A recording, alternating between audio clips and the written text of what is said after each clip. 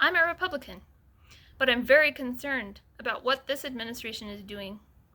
James Greenberg is an anthropologist. He studies human systems, and this is some of what he wrote after the speech to all the top military at Quantico on Tuesday. It wasn't just the rhetoric, it was the reclassification. Dissent reframed as insurgency, cities recoded as battlegrounds, the military recast from a steward of defense into an instrument of internal enforcement. The structural shift was not subtle. It signaled a collapse of civic motifs that once marked the boundary between politics and war. Trump's recent language points toward a model of governance that treats dissent as insurgency. His definition of the enemy within is intentionally vague, shifting from day to day depending on who stands in his way.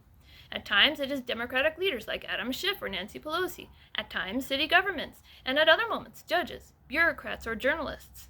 The category shifts by design. Its vagueness is the source of its usefulness. At Quantico, speaking to military officers, Trump warned that the enemy from within would be their responsibility to confront. He collapsed the civic frame of politics into the military frame of war. Opposition was no longer disagreement among citizens, but a threat to be suppressed. It allows him to raise the specter of treason without proof. It creates a climate of fear where loyalty is constantly tested. President Trump has proposed using the National Guard in cities without state consent. He has signed orders creating rapid deployment forces for civil disturbances. The label radical left plays a similar role.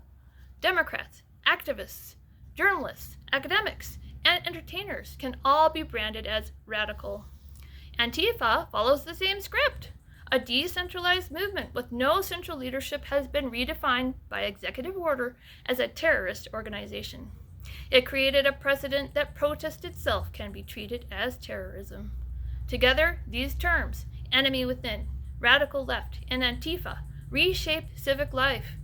Protest is cast as insurgency, dissent as treason, cities as combat zones, and citizens as suspects.